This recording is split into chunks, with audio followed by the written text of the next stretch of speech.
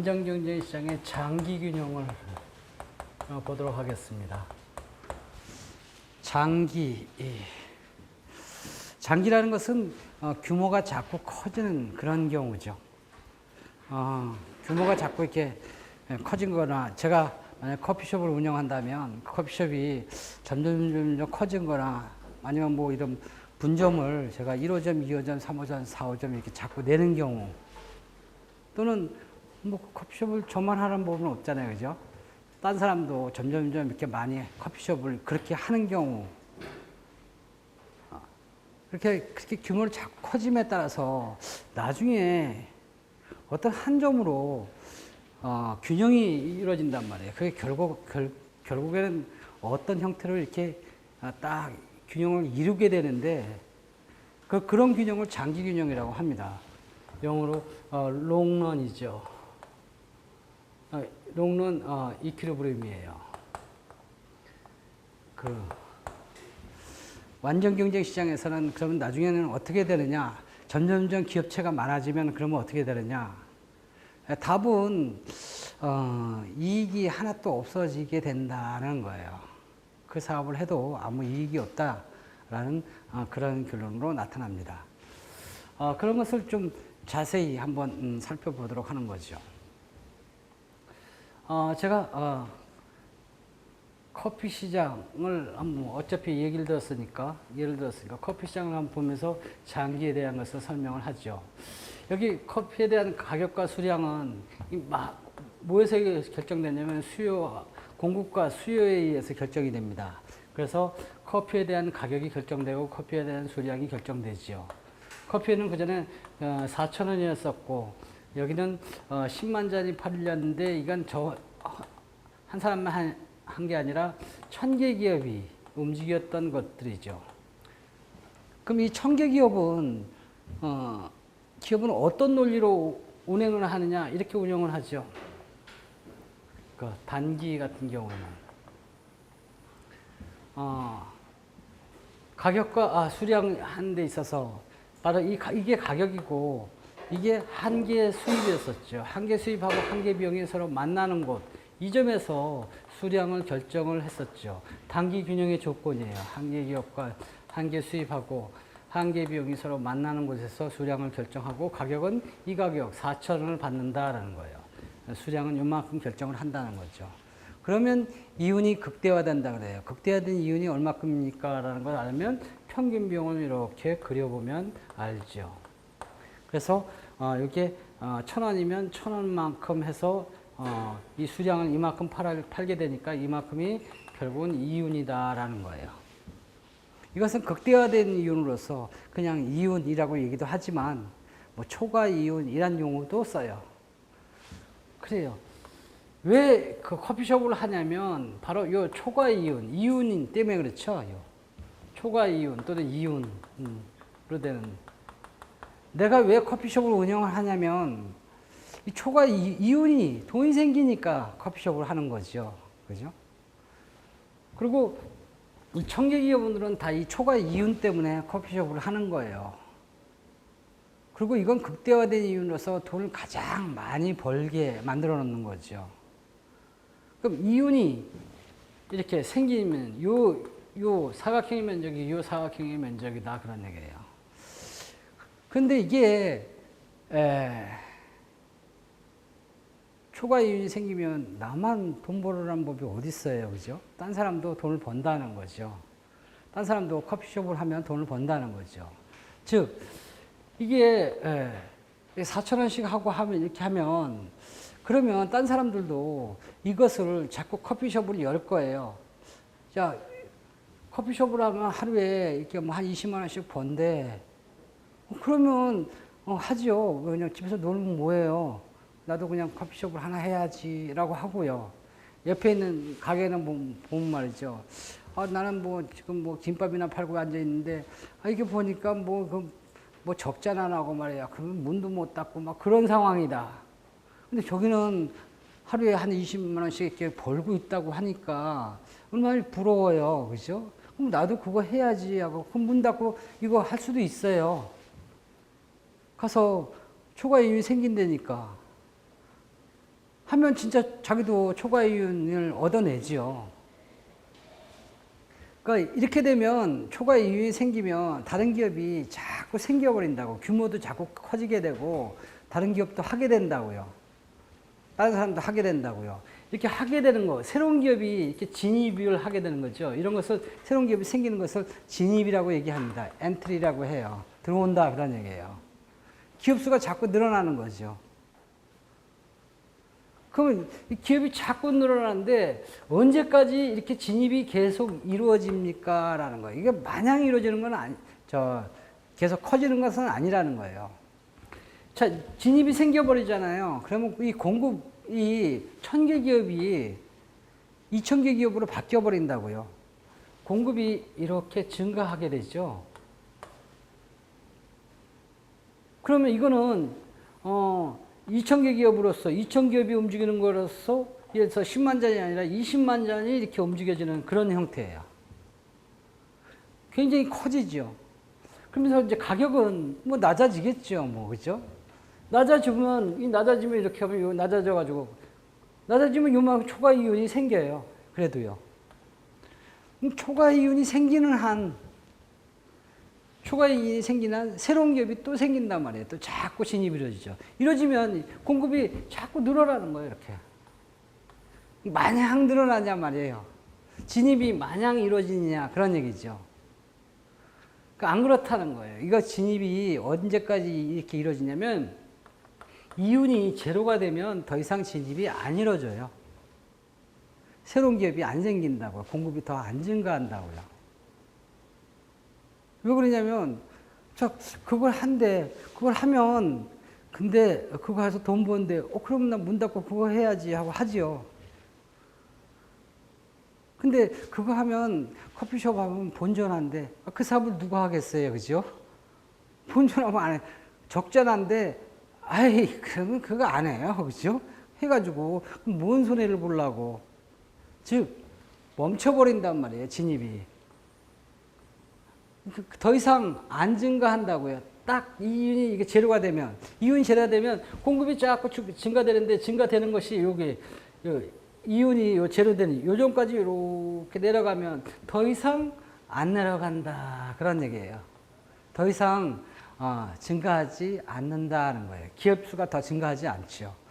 여기서부터 여기까지 이렇게 증가하면 이 양이 얼마나 많겠어요. 기업도 굉장히 많겠죠. 그죠? 그런데 그 기업들은 그러면 그게 기업이 10,000개 기업이라고 할게요. 이게 10,000개 기업이고, 10,000개 기업이 예를 들어서 100만 잔을 갖다가 이렇게 공급을 한다 그렇게 해요. 많이 생겼으니까 많이 공급을 하겠죠. 물론 가격은 아마 쌀 거예요. 커피가 많이 유행하겠죠. 하지만 더 이상은 늘어나지 않는다고요. 예.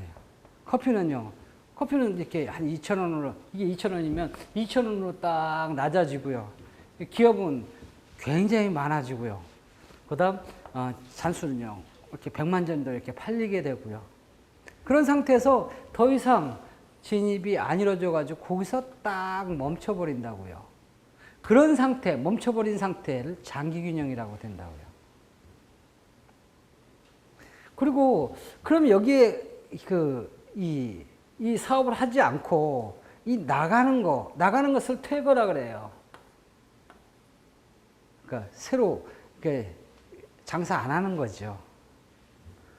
자, 이 장사 안 하는 거, 초과 이윤이 많이 생길 때, 나 그거 안 하고 뭐 집에서 쉴래요. 그럴 일은 없단 말이에요. 그죠? 퇴거는 안 이루어진다고요. 근데 이윤이 제로다. 그럼 본전이다. 그렇게 하면 퇴거를 해야겠죠. 그죠? 퇴거를 하려고 하는데 관둘 수가 없어요. 왜요? 이때는 관둘 수가 없다 그랬잖아요. 공급을 해야 된다 그랬잖아요. 하면 고정비만큼 더 물어낸다고요. 그러니까 퇴거를 못 해요. 진입도 멈췄어요. 퇴거도 못 해요. 관두지도 못해요. 딱 갇혀버리는 거예요.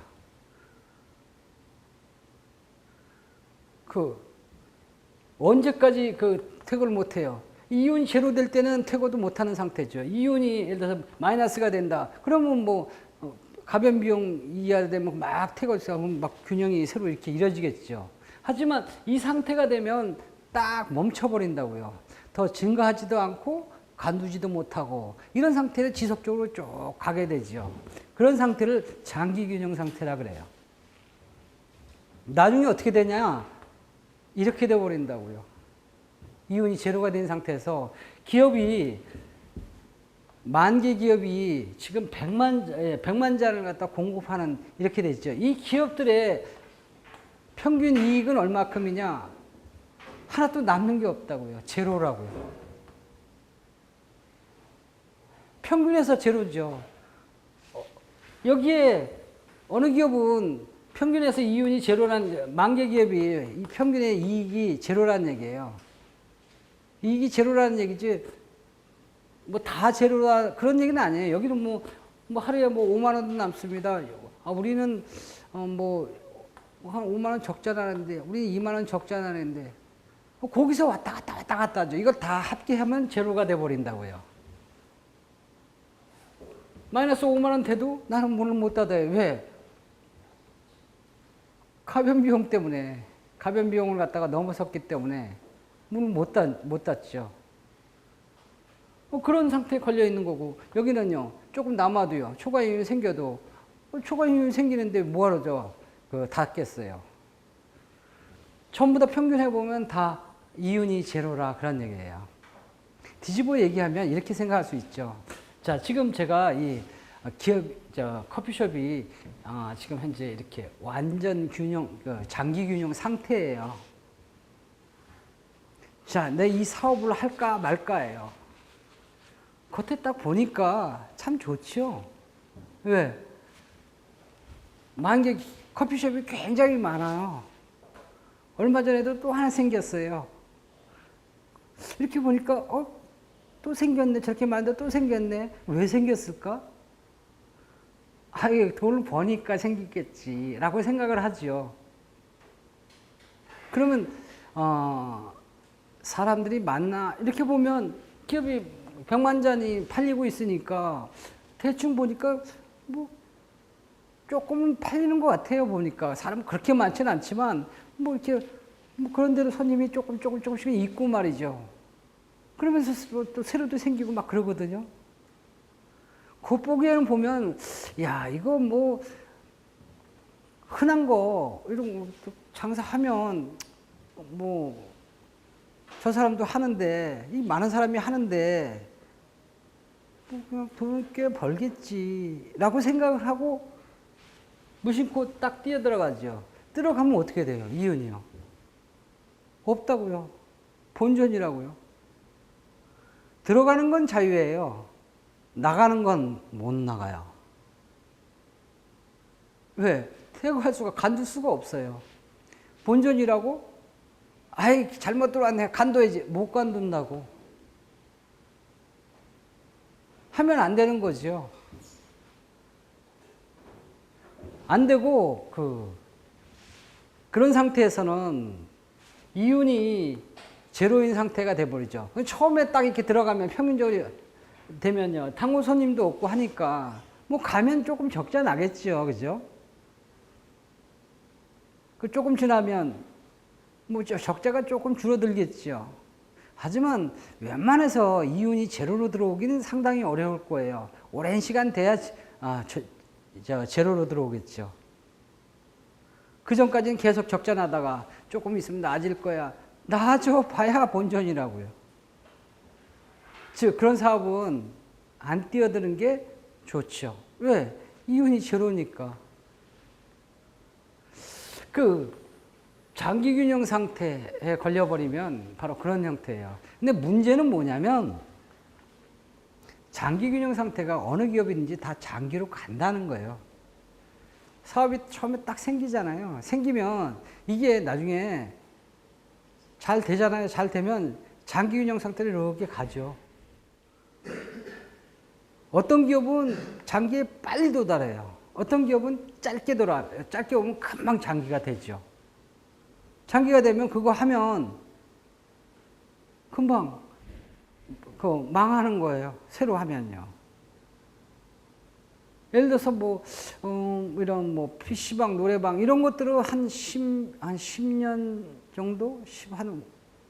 한 10년 정도? 그 정도에 있으면, 처음에 생기자마자 한 10년 정도 있으면, 그러면 장기에 딱 도달해요.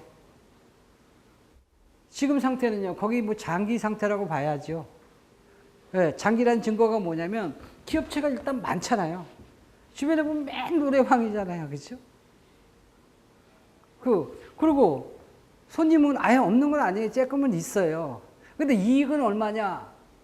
하루에 얼마나 벌어요? 한 달에 얼마나 벌어요? 한번 물어보세요. 얼마나 버느냐? 돈 많이 법니다. 아니에요. 그냥 뭐 하니까 하지 뭐 그냥. 인건비나 버는 거고 뭐 그런 형태죠. 뭐 노래방 해가지고 무슨 뭐 집 샀다 뭐 무슨 뭐 크게 그런 사람은 없단 말이에요. 왜? 장기 상태에 벌써 들어왔으니까. 그럼 원래부터 그렇게 장기였었냐? 지금부터 한 10년 전 노래방 사업을 하면 돈 많이 남았죠. 초과이익이 생겼죠. 그래가지고 한 10년 전에 많이 해가지고 돈 많이 생겨서 진짜 뭐 집도 사고 뭐도 하면서 그런 사람들 많이 있어요. 한데 지금은요. 지금은 거의 장기에 들어왔기 때문에 못하죠. 한 10년 전에 PC방 그렇죠. PC방 좋았죠. 경기가. 지금 PC방은요. 아주 해놓고 그냥 고민이 되게 많아요. 그거나 할까? 권리금도 싼데 해보세요. 가만. 뭔 돈을 버나. 그냥 죽지 못해서 딱 있겠다고. 간두지도 못해. 들어가는 건 쉬운데 나가는 건 못 나간다고요. 딱. 장기에 걸려있기 때문인 거죠. 그런 것은 단기에서 시작해서 장기로 이렇게 들어가면 장기 한 10년이면 거의 다 들어온 거죠. 어떤 건 짧아요. 옛날에 뭐 PC하고 비슷한 뭐 바다 이야기 뭐 이런 거 있잖아요. 그런 거. 그런 거는 처음에 큰 돈 봅니다. 들어왔을 때 초과이익이 굉장히 커요. 근데 이 장기로 들어가는 게 아주 싸죠. 한 5년 정도 되면 그냥 벌써 장기에 탁 들어가가지고 해도 안 남죠. 그 게임 하는 데라 그런가요? 물론 아까 뭐 바다 이야기에는 뭐 법이 이제 규제를 해가지고 도박성이나 규제를 하는 바람에 대충 없어졌지만 그런 뭐 돈 놓고 하는 게 아니라 뭐 진짜 순수한 뭐 게임 이런 형태는 그거는 오래 가지 못한다고요. 한 5년 만에 끝나죠. 산업별로 좀 다 틀려요. 하지만 한 가지 확실한 건 처음에 되면 바로 점점 장기로 간다는 거예요. 어떤 산업은 장기에 거의 도달해 있고 어떤 거는 조금 있으면 또 도달할 거고 어떤 산업은 지금 장기에 딱 걸려가지고 관두지도 못하고 하지도 못하고 이렇게 어정쩡한 상태에 있는 형태가 있을 것이고 변하지 않는 한 아주 그런 형태가 돼버렸단 말이에요. 그래서 이것을 수치적으로나 이 장기 균형 상태나 수치적이나 그림으로는 어떻게 표현하냐면 이윤이 제로인 상태가 가장 키포인트란 말이에요. 자, 어떻게 돼버리냐면 이런 형태가 돼버리죠. 이런 형태가. 즉 이것은 근데 이 단기 비용 이걸 그대로 이렇게 활용할 수 없는 게 이 장기에 가면 규모가 굉장히 큰 거잖아요. 평균 비용은 규모가 무지무지하게 큰 비용일 거예요. 왜 그러냐면 비용에 여기에 접해지는 거죠. 왜 그러냐면 이 규모가 지금 10만 잔이 아니라 20만 잔, 30만 잔, 100만 잔, 200만 잔, 300만 잔, 400만 잔 이런 형태로 막 돼 있겠죠. 기업 수도 1000개 기업이 아니라 이게 뭐 10,000개 기업, 2만 기업, 3만 기업 이렇게 아주 막 기업이 굉장히 많이 늘어나 있는 상태죠. 그래서 이 평균 비용도 이런 평균 비용이 아니라 이렇게 큰 평균 비용이 이렇게 자리 잡고 있는다고요. 이런 평균 비용을 큰 평균 비용이라 그래가지고 라지 사이즈가 아니라 이 롱런 장기의 평균 비용이라고 하죠. 평균 비용이 이런 상태예요. 이런 상태에서 지금 가격이 어디냐면 이윤이 하나도 없는 상태죠. 평균 비용과 가격하고 같은 거죠. 요점이란 말이에요. 이렇게 딱. 그렇지. 가격이 이런 상태에서 이게 딱 머무는 거죠. 가격이. 이게 가격이고 이게 수량이 이렇게 되는데 여기에서 균형이 딱 이루어진다. 장기 균형이죠. 그 롱런 이퀴리브리움이 딱 되어버린다고요. 요점에서. 요즘 즉 뭐냐면 균형 조건이 뭐냐면 가격이 뭐하고 같냐면 평균 비용하고 같다는 거죠. 근데 이거는 큰 거니까 아주 규모가 굉장히 큰 그거하고 이루어진 거니까 이건 장기의 평균 비용이란 말이에요. 장기에 대한 평균 비용하고 같다 그런 얘기예요. 이게 뭘 의미해요? 이윤이 제로라는 것을 의미하지요. 이게 장기 균형 조건이에요. 장기 균형 조건, 여기에 장기 함수가 있겠죠, 여기. 그냥 함수가 아니라 장기 함수예요. 장기 함수는 예를 들어서 뭐 수치가 굉장히 크다 그랬어요. 아주 규모가 크니까. 여기 뭐 이게 AQ의 3승 플러스 BQ의 제곱 플러스 뭐 CQ 뭐 그런 형태로 돼 있겠죠. 그죠? 장기 함수는 상수가 별로 없으니까. 그러면 평균 비용 함수는요. 장기 평균 비용 함수는요. 여기에 AQ의 제곱 플러스 BQ 플러스 C죠. 이게 뭐라고요? 가격하고 같다고요.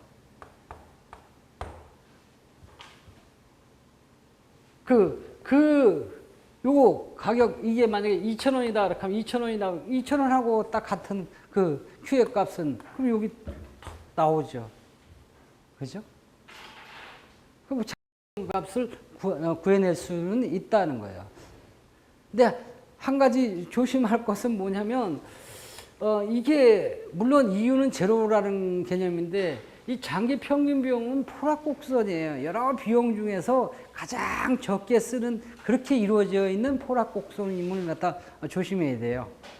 이 기업들이 많을 때, 내가 노래방이, 아까 뭐 장기에 있다 하면 노래방을 한 개가 아니라 난 5개를 갖고 있어. 5개 갖고 있을 때 손님이 이렇게 온다 하면 이 노래방 그 5개 점포를 경우에 따라서는 3개를 움직일까 2개를 움직일까 아니면 그냥 다 움직일까. 그 중에서 비용이 가장 손님 대비해 가지고 몇 개나 움직일까라고 대응한 그 함수죠. 포락곡선이죠. 그런 기업들이 상당히 많은 그런 형태에서 지금 여기에 비용을 찾아낸 겁니다.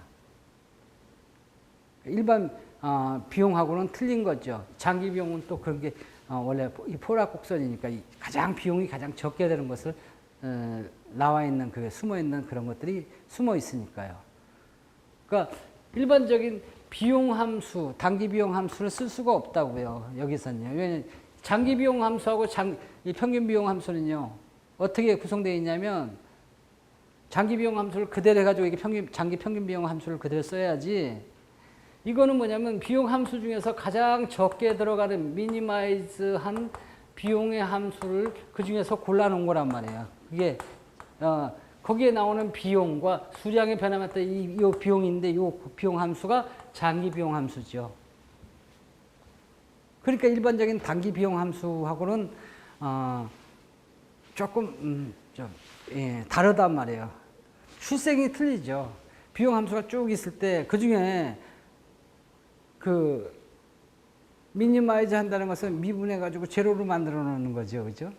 제로로 만드는 거기서 만들어지는 거기서 튀어나온 장기 비용 함수예요. 여기에서 나온 장기 평균 함수죠. 즉, 이건 포락곡선이다는 거예요. 하여튼 뭐, 포락곡선이든 안 포락곡선이든, 지금 균형은 어디에 쓰냐면 여기에서 딱 들어온다고요. 이게 만약에 뭐 200만이다 하면 200만 기업이고 200만에서 아까 저 커피로 본다 하면 이게 뭐 아까 만 기업이라네요. 2만 그 기업에다가 예를 들어서 200만 기업에다가 예를 들어서 뭐 5천만 잔 이런 형태로 가지고 지금 공급이 되는 거죠. 이렇게 수량은 이런 형태로 되어 있죠. 기업 수는 뭐 200만에다 5천만 잔 이런 형태로 균형을 이루어지고 있을 거예요. 그때 커피값은 얼마냐? 이 가격하고 같아진다고요. 그럼 이 200만 그 커피숍 하는 사람들의 평균 이익은 얼마냐? 없다. 그러는 거예요. 제로 없다. 이 사람들은요, 간둘 수 있느냐? 아니요. 못 간둬요. 그래. 간두는 사람들은 많은 손실을 보고 간둬야지요. 그러니까 함부로 못 간두는, 그렇다고 돈을 많이 버냐? 아니, 본전만 하는 아주 불쌍한 사람이 돼버리는 거죠. 이러지도 못하고 저러지도 못하고. 여기에 이 장기균형에 딱 들어와 있다. 그런 얘기예요. 자, 이게 장기균형 조건이에요. 그대로요. 수학적으로 풀려면 이렇게 가지고 여기 보면 수량을 구해낼 수가 있죠. 그래서 이 장기균형에 대한 것을 찾아낼 수가 있다고요. 일반 함수, 이거 비용 함수는요, 평균 비용, 이 평균 비용에서 가장 작은 거죠. 그러면 여기에 있는 요 단기 평균 비용, 이거는 어디에 있냐? 요 그림이 어디 있냐고요? 요거, 10만 잔이었죠? 10만 잔이니까, 뭐, 여기 있나 보죠? 이렇게. 요거, 10만 잔, 그렇죠. 10만 잔 할 때 쓰는 거죠. 여기 10만 잔. 여기 200만 잔이 여기 있죠. 20만 잔은요, 여기 있겠죠, 뭐. 30만 잔, 여기 있겠죠, 뭐. 그 다음, 뭐, 50만 잔도 이렇게 있겠죠, 뭐. 60만 잔, 70만 잔, 80만 잔, 이렇게 있겠죠. 그 중에서 여기에, 200만 잔, 여기 200만 잔이 여기 평균 비용이 여기 있겠지, 평균 비용이요. 여기 평균 비용이 200만 잔의 평균 비용이 이렇게 있겠죠. 여기에 여러 가지 비용 중에서 그 중에서 비용이 가장 작은 것을 갖다가 골라냈단 말이에요. 딱 요점은요. 그러니까 평균 비용이 여기도 하나 이렇게 있단 말이에요. 이게 200만 장일 때 200만 잔일 때 평균 비용 중에서 가장 작은 평균 비용이 들어가 있죠. 이게 원래 포락곡선이다 보니요. 즉 이렇게 평균 비용이 쭉 있을 때 그걸 이렇게 끌어안은 그런 모습이란 말이에요. 그래서 이 균형 조건은 이런 형태인데 단기 비용과의 관계는 어떤 관계에 있냐? 여기에 단기 비용은 여기에 있다고요. 그럼 여기하고 있죠. 이 평균 비용이 물론 평균 비용하고 같은 그런 형태로 돼 있을 거예요. 그다음 여기에 대한 한계 비용은요. 요거에 대한 한계 비용도 이렇게 있겠죠, 뭐 그죠? 여기에 대한 한계 비용도 있겠고요. 그래서 가격하고 한계 비용하고 서로 같은 점에서 이렇게 이루어지고 평균 비용은 이런 형태죠. 이건 전부 다 단기 비용, 단기에 있는 거죠. 그래서 장기하고 단기하고 같이 합해서 이렇게 하면 이런 형태로 되어 있다고요. 단, 요 평균 비용, 요거, 그 200만 할 때 그 평균 비용에서 끄집어낸 건데 이거는 이 평균 비용에서 가장 적게 들어가는 평균 비용을 끄집어낸 겁니다. 그게 조심해야 할 사항이고 아무튼 그것도 평균 비용의 일종이라고요. 단기하고 비교한다면 어떻게 되냐면 이렇게 돼 있다는 거죠. 이렇게 하죠. 이렇게 한계 비용을 이렇게 한계 비용. 그게 이런 것으로 부가적으로 나타낼 수 있죠.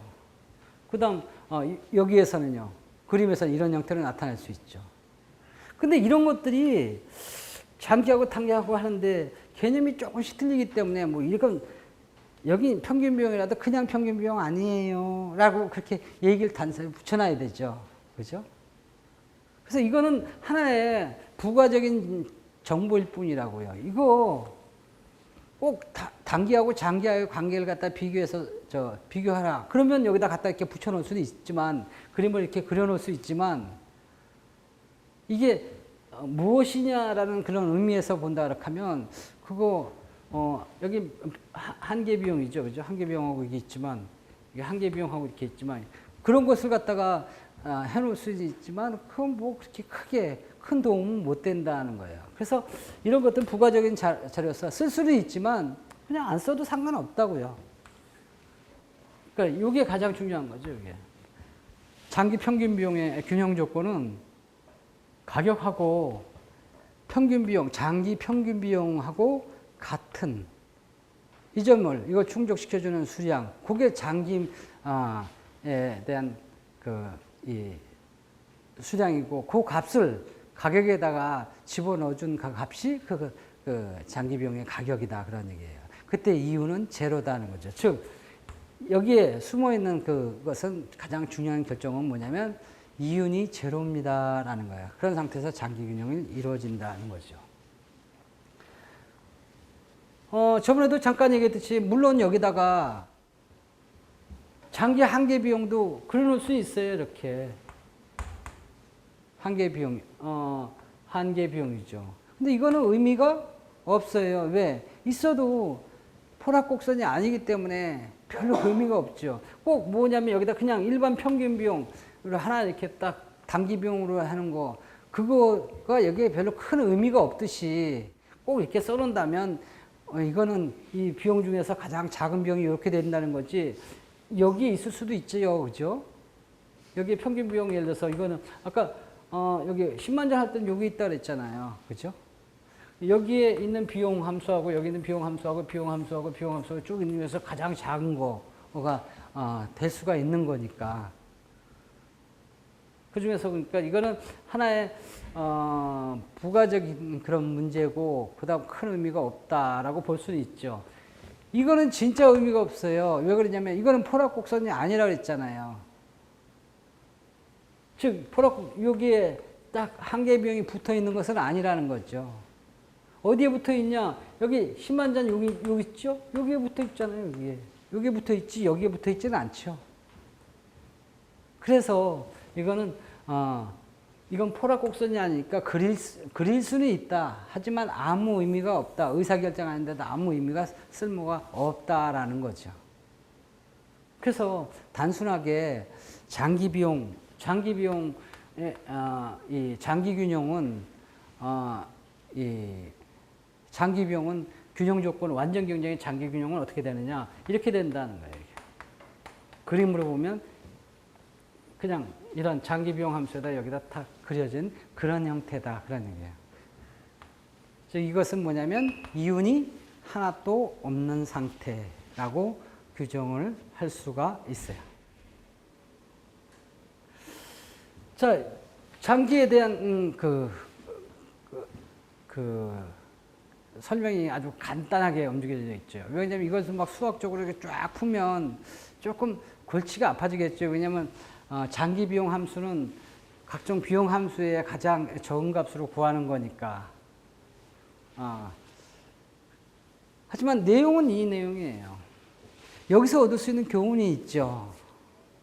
뭐냐면 모든 산업은 장기로 간다는 거예요. 가는데 조심할 것은 장기로 가면 이윤이 하나도 없는 그런 문제가 생긴다는 거죠. 혹시 내가 공급자로서 사업자로서 거기에 끼어 들어가게 되면 이윤은 하나도 없을 줄 알아라 라는 거예요.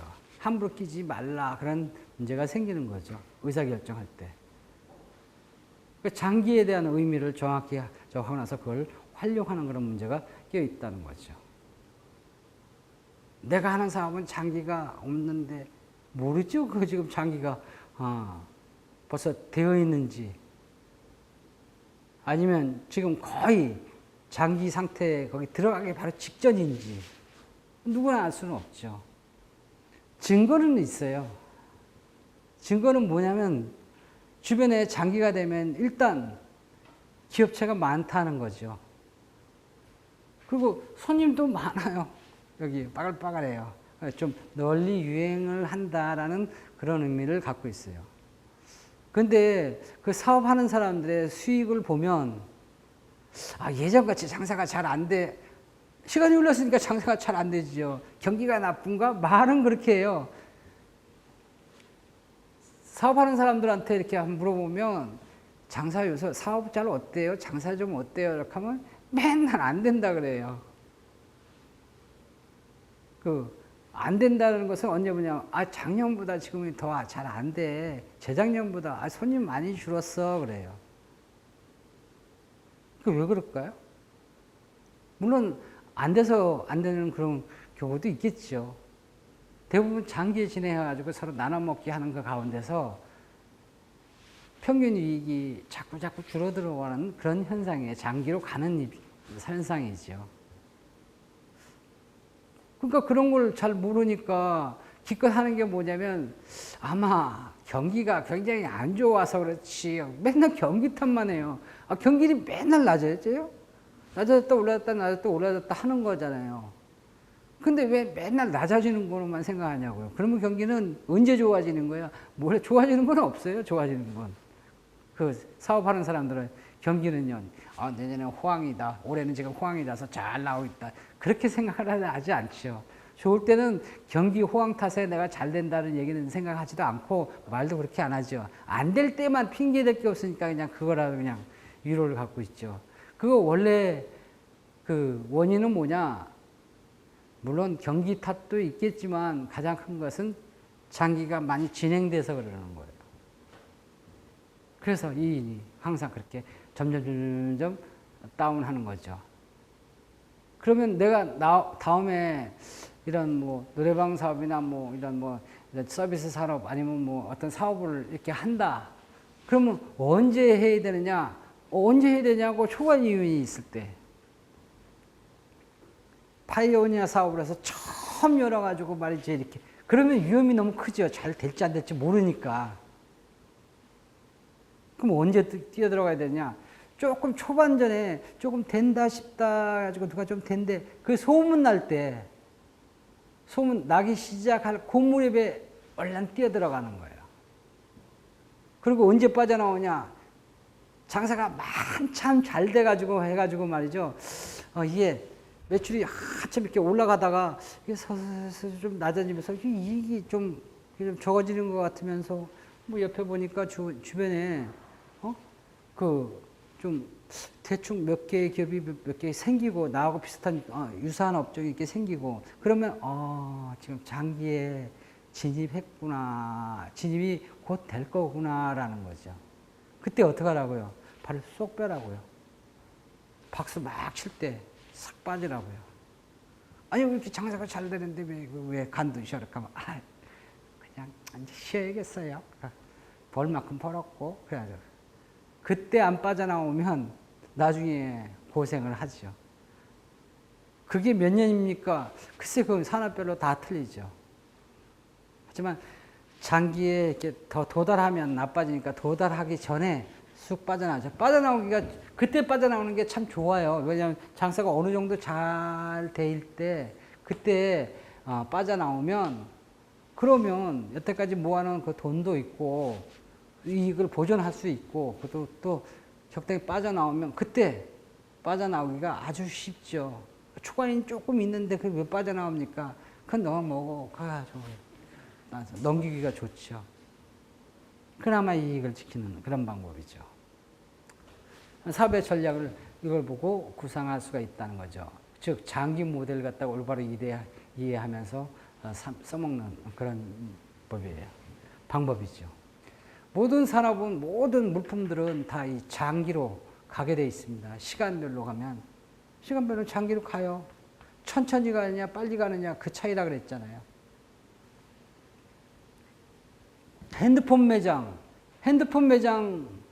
그거 일찌감치 장기로 갈 거죠 원래. 근데 핸드폰 매장 수도 없이 또 계속 막 생겼다가 없어졌다가 다시 또 생기고 막 그래요. 그렇죠. 쭉 가죠. 그거는 이 제품이 말이죠. 제품이 핸드폰으로서의 기능보다는 또 나중에 컴퓨터의 기능을 갖고 있는 새로운 상품으로 싹 변해가지고 새로운 상품으로서 다시 장기로 시작하는 거예요. 쉽게 말해서 뭐 슬라이드 폰이 뭐 스마트폰으로 이렇게 바뀌어서 스마트폰 시장으로 다시 업종이 싹 바뀌어서 넘어간 거예요. 그러니까 아직 그 시간이 좀 많이 남아있죠. 근데 많이 생겨 있다고요. 저거 어떻게 될까라는 거예요. 이런 상태로 그대로 가면 다 죽는 거죠. 뭐 다 돈 못 버는 거죠. 뭐.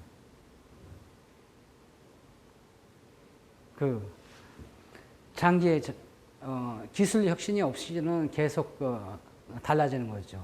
기술 혁신 없는 거는 커피숍이죠. 뭐 그런 것들이 기술 혁신이 뭐가 있겠어요, 그죠? 새로운 상품이 새로운 커피 물론 뭐 새로운 커피가 나타날 수도 있어요. 뭐 커피 해놓고 그냥 커피 하지 않고 뭐 카페 라떼 뭐 이름을 막 이름 바꿔놓고 말이죠. 뭐 이리 흔들고 저리 흔들고 막 해가지고 말이죠. 뭐 카라멜 어떤 뭐 집어넣던지 뭐 그냥 거기다가 뭐 초콜릿을 집어넣던지 우유를 집어넣던지 아이스크림을 집어넣던지 해가지고 이름을 막 바꿔놓지요, 그죠? 그래서 뭐 했더니 뭐 카푸치노 하죠. 그래봐야 커피지 뭐 제가 별거 있어요, 그죠? 그런 변신을 거쳐서 하면 이제 상품이 새로 커피 일반 커피가 아니라 새로운 커피 상품이다 라고 해가지고 다시 이렇게 시작해가지고 점점 막 늘어나죠.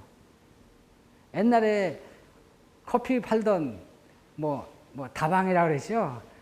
그거 장기로 쭉 감에 따라서 이익이 안 남고 하니까 다 뿔뿔이 다 흩어졌다고요. 끝까지 우린 죽어도 그런 커피다. 그 죽어도 그럼 죽어보라 이거예요. 죽을 때까지 계속 그거 하는 거예요. 돈은 못 벌고. 그 이후에 새로운 커피가 나타나는 거예요. 그 커피는 같은 커피라 그래도 새로운 상품에 대한 커피죠. 새로운 그 기술 역시는 새로운 것으로 들어왔죠. 소위 말해서 새로운 여러 가지 맛의 다양한 커피. 그래서 뭐 스타벅스, 뭐 커피빈 이런 형태로 쫙 뻗어나간다고요. 자, 근데 요새 딱 보니까 야, 뭐 그런 커피 전문점이 너무 많아. 이렇게 보면 여기도 있고 저기도 있고 여기도 있고 저기도 있고 그죠? 그리고 막 부지런히 또 생겨요. 뭐 저희 동네에도 보면 막 저번에 엔젤리나스 여기 있었는데 뭐 저기 또 생겼네. 그래서 또 생겨가지고 엔젤리나스 신이 날 거예요. 그냥 하이 여기도 돈 벌고 저기도 돈 벌고 해가지고 그냥 계속 그거 장기 다 왔거든. 왜 그러냐면 주변에 많아지잖아요. 손님도 대충 많아지잖아요. 그래가지고 계속 돈 벌 거라고 생각하십니까? 그전에는 조금 했을 때는 돈 좀 벌었을지 몰라도 앞으로 계속 돈 잘 벌 수 있습니까? 글쎄, 그거는 의문사항이라는 거죠. 여러분들 혹시 대학을 졸업을 했는데 취업이 잘 안 돼요. 취업 안 되면 그럼 내가 해서 놀 수는 없고 어쩌면 좋을까? 에이, 뭐 아는 건 없고 커피숍이나 아까 옛날 커피숍을 많이 갔으니까 그 커피숍 하는 사람이 있어요. 실제로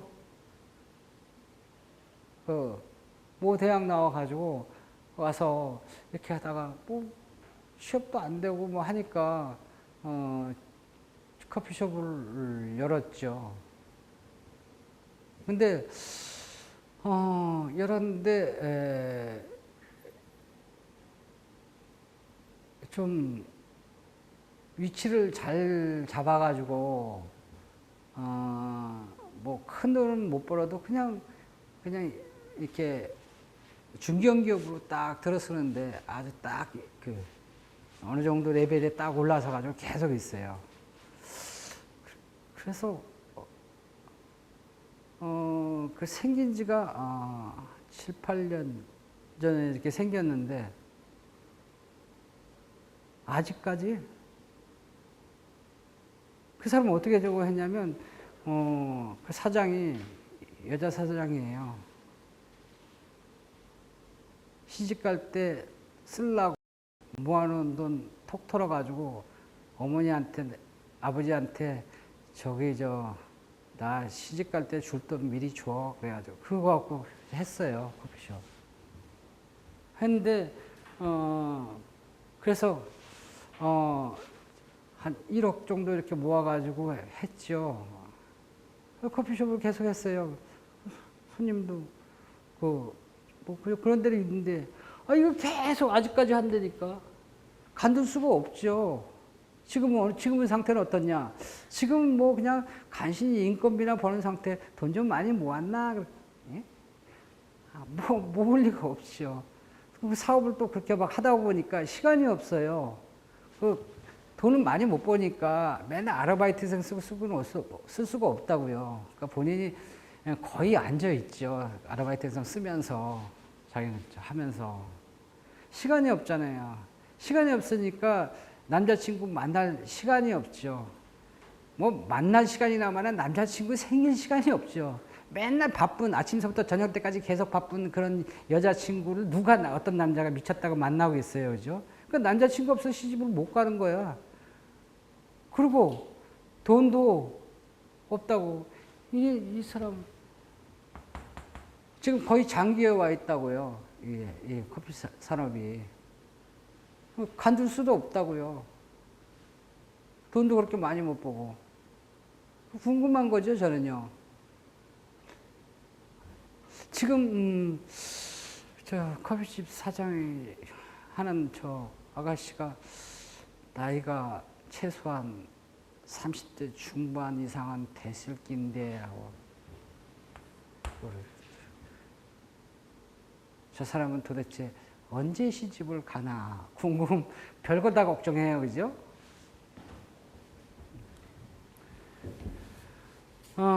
이론으로 본다 하면 60에는 갈 거예요. 하지만 이 40이 넘기는 글렀어요. 왜냐면 간둘 수가 없으니까. 그죠? 그렇다고 큰 돈을 벌이면 말이죠. 이 돈 이제 털어가지고 이제 시집까지. 그런 돈 벌기도 글렀죠. 좀 망하지도 않아요. 또 그냥 그대로 또 가죠. 그건 한 예고요. 그래서 여기서 얻을 수 있는 것은, 이 장기의 균형은 이런 상태고, 가격하고 장기 한계 비용에서 얻어낼 수 있는 그런 상태고, 장기는 모든 산업이 장기로 간다는 그런 교훈을 갖고 있는 거죠. 그런 의미에서 이 장기 분석을 하는 거예요. 그런 교훈을 해서 찾기 위해서. 자, 완전 경쟁은 그런 정도만 해서 보기로 하고요. 장기 균형 의외로 앞으로 또 나올 거니까 이 정도 분석만 이렇게 하고요. 다음에는 독점 시장을 한번 보도록 하겠습니다. 독점 시장의 균형이 있죠. 독점 시장. 이 독점 시장,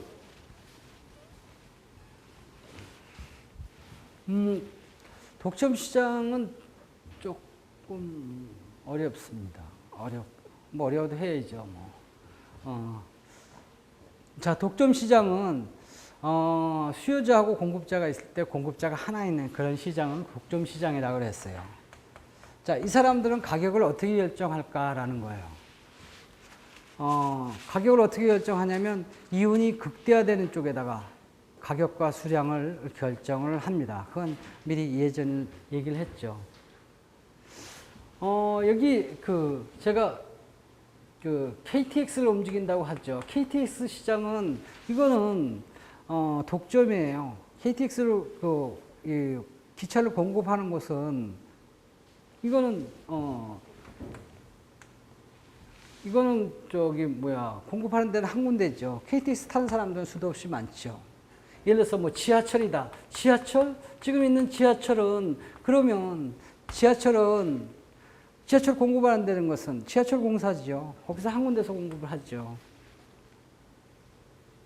그래서 지하철 타는 사람은 수백만 명이 하루에 타죠. 이런 형태가 바로 독점이라고요. 그런 게 왜 지하철, KTX 이것만 있겠어요? 우리 주변에 보면 이런 공기업 형태 보면 여러 가지 형태로 많이 나타나죠. 경마 사업도 그렇고, 그다음 이런 전기 산업도 그렇고, 전기도 한전에서만 공급을 하죠. 그것만 있겠어요? 독점 사업이 의외로 굉장히 많다고요. 자, 이런 사업, 독점은 그런 사업을 해가지고 쭉 나타나는데, 이 사람들은 어떻게 가격과 수량을 결정하느냐라는 거죠. 우선 생기는 독점에 대한 정의는 그렇게 하나밖에 없는데, 근데 이런 것들이 왜 생길까라는 거예요. 독점 사업은. 나중에 분석해 보면 상당히 안 좋은 면도 있어요. 안 좋은 면 투성이죠. 이 독점 사업을 왜 생길까? 그거는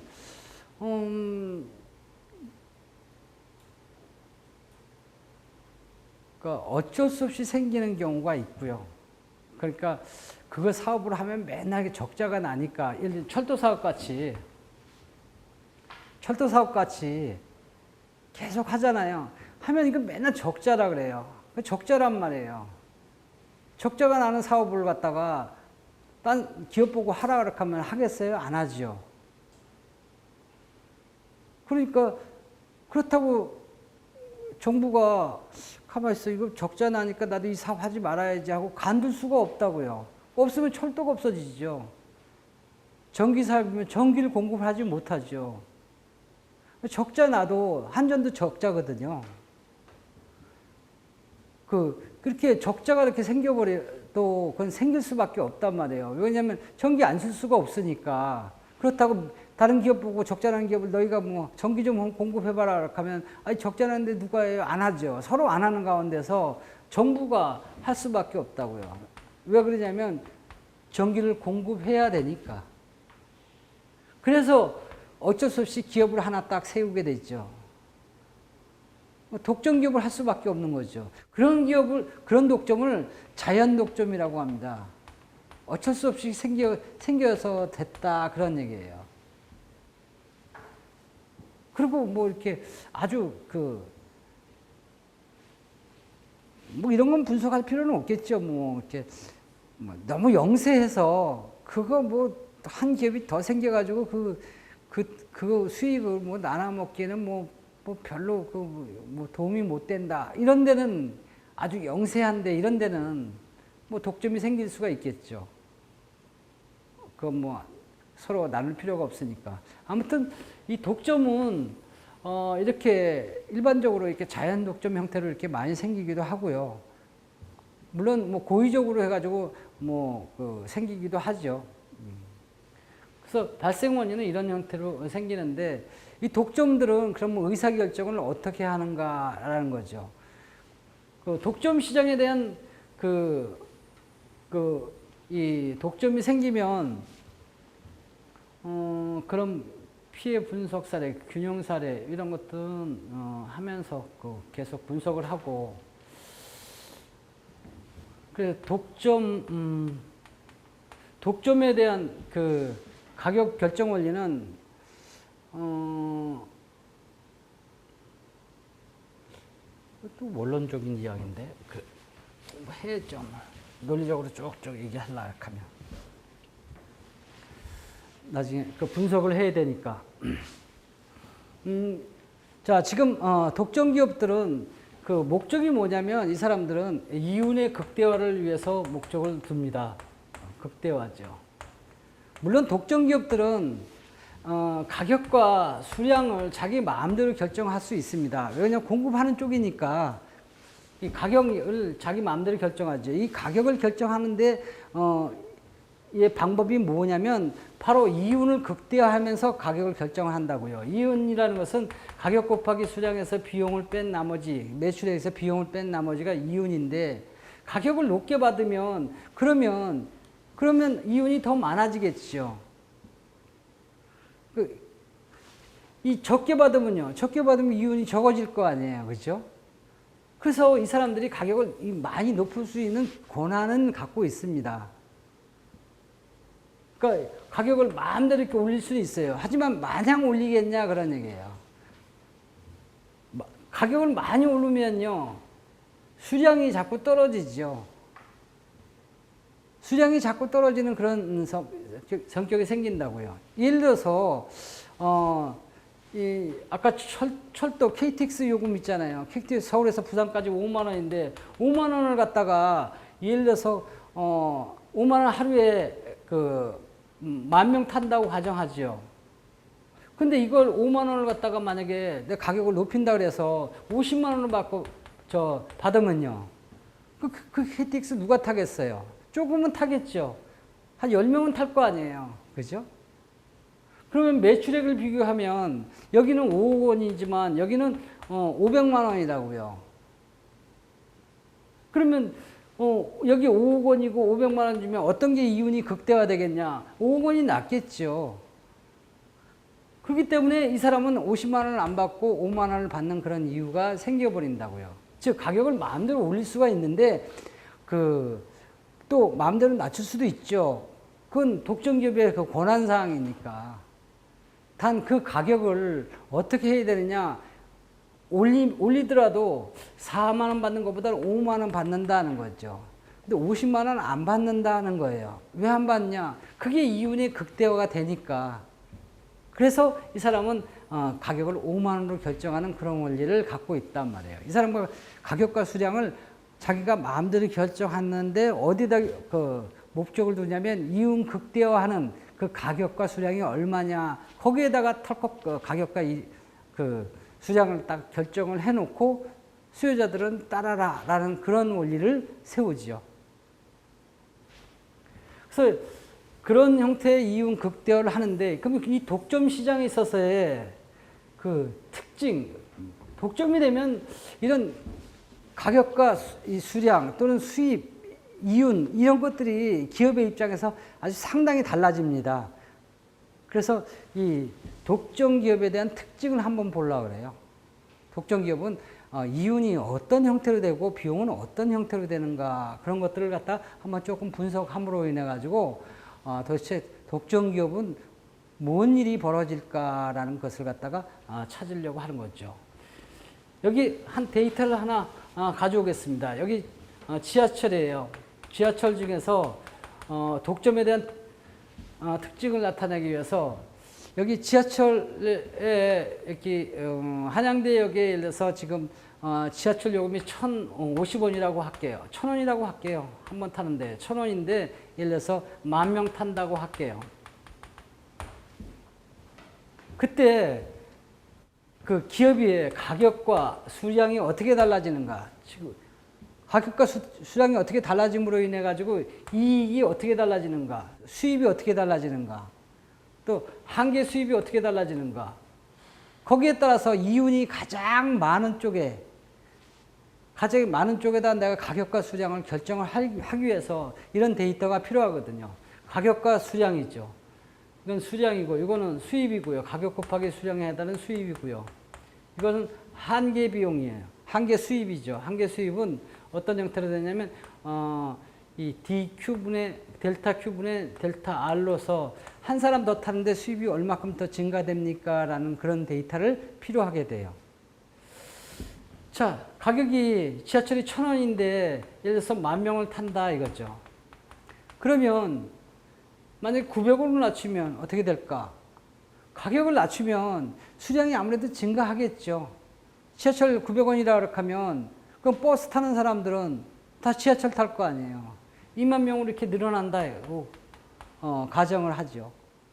자, 800원 받는다고 할 때 3만 원 받는다고 3만 명이 탄다고 가정할게요. 여기 700원 받는다고 할 때 이렇게 4만 명이 탄다고 가정을 하죠. 여기 가정하는 것은 이 독점 시장에서는 말이죠. 독점 시장에서는 이렇게 가격과 수량과의 관계는 뭐냐면 이게 바로 이제 가격이 이렇게 점점점 낮아짐에 따라서 수량은 자꾸 증가한다고요. 거기에 따른 수입은 어떻게 될까? 수입은 가격 곱하기 수량이니까 여기는 1,000만 원이고요. 여기는 1,800만 원이고요. 여기는 2,400이고요. 그 다음 여기는 2,800만 원이 될 거예요. 자, 사람들이 많이 타면 탈수록 가격을 낮추면 낮출수록 사람들은 많이 타는데 많이 타면 탈수록 수입이 많아진다는 거죠. 비용이 만약에 일정하다라고 본다라고 하면 이게 결국은 나한테 가장 이익이 많은 점은 이 점이겠죠. 지금 이윤이 극대화되는 수량하고 가격을 내가 정밀하게 정할 거예요. 정하는데 예. 그래서 이 기본적인 그 데이터가 좀 필요한 거죠. 여기에 한계 수입은 뭐냐면 한계 수입은 한 사람 타는데 수입이 얼마큼 더 증가됩니까? 라는 것을 조금 이따가 쓸 건데 그럼 미리 한번 여기다 계산을 해 놓죠. 한계 수입은 뭐냐면 여기 한 사람 더 증가하는데 수입이 얼마큼 증가됩니까? 라는 것을 얘기하는데 여기에 수량이 얼마큼 증가됐냐면 여기 10,000명 증가했어요. 10,000명 증가했는데 여기에 돈이 얼마냐면 차액이 1,800에서 1,000이라는 수치에서 800만 원이 증가됐죠. 즉 한 사람당으로 따진다면 여기 800만 원이 증가했습니다. 그게 10,000명이 증가할 때 800만 원이 증가했다는 거죠. 이게 한계 수입이란 말이에요. 즉 만 명으로 나눴다는 것은 한 명 더 타는데 얼마 돈이 수입이 얼마 더 들어왔습니까? 라는 것을 얘기하는 한계 수입이라고요. 그럼 이거는 800원이죠. 그럼 한 사람당 그러니까 한 사람 더 타는데 지하철 타는데 이건 800원이 더 수입이 더 증가합니다. 이게 한계 수입이죠. 그다음 여기에 800, 300, 2,400일 때는요. 여기는 10,000명 증가할 때 여기는 얼마큼 증가합니까? 600만 원이 증가한다고요. 이때는 3만 명이 탈 때는 이 한계 수입이 일정하지 않고요. 한계 수입이 어떻게 되냐면 이렇게 600만 원에다가 10,000명으로 나눈 600원이라고요.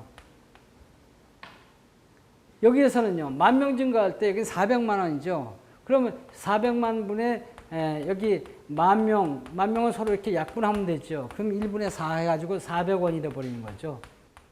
한계 수입의 모습이에요.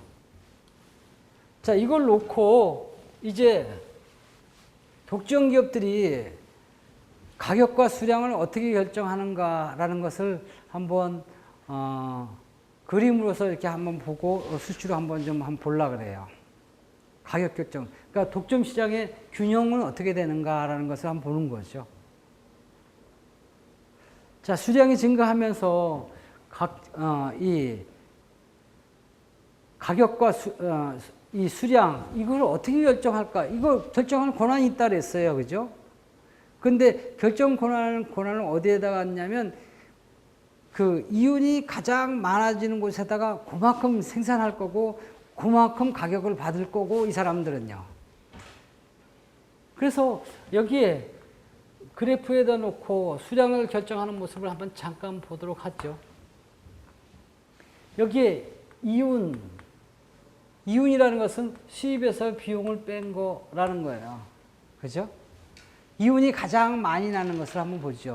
완전 경쟁 시장에도 이렇게 봤었죠. 수량이 변함에 따라서 수량이 여기 지금 10,000명, 20,000명, 30,000명, 40,000명, 50,000명 탈 때 수입은 어떻게 될까? 수입은 증가해요. 1,800, 2,400, 2,800 이런 데서 증가해요. 자, 증가하는데 어떻게 증가하냐면 이렇게 증가해요. 이렇게. 이런 형태로요. 수입이요. 여기에 이게 10,000명일 때 1,000만 원이죠. 이게 1,000만 원이고 이거는요. 요거는 1,800이고요. 요거는 2,400이고요. 이게 2,800이고요. 수입의 모습이 어떤 형태냐면 이런 모습이라고요. 가격 곱하기 수량이 있죠. 수입의 모습이 이런 형태인데 수입이 증가해요. 증가하는데 증가하는 속도가 요거거든요. 한계 수입인데 증가하는 속도가 점점 이렇게 줄어드는, 즉 체감하는 형태로, 속도가 체감하는 형태로 증가한다고요. 독점 시장에서는요. 이게 완전 경쟁이라면 수입이 어떻게 되냐면 수입이 완전 경쟁에서는 일직선으로 돼 있었죠. 그죠? 이렇게 커피 한 잔에 얼마입니까? 4,000원입니다. 그렇게 되듯이 4,000Q 이런 형태로 돼 있었다고요. 즉 완전 경쟁 같은 경우는 어떻게 되냐면 이런 형태예요. 이렇게.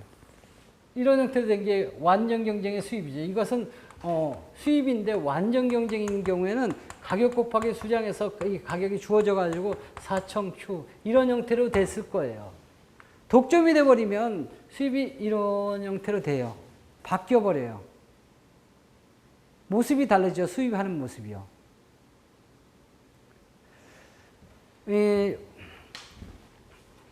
예를 들어서 지금 여기 주유소가 있다고 가정을 할게요. 주유소가 여기 LG, SK, KT는 없죠. 그죠? LG, GS 칼텍스죠.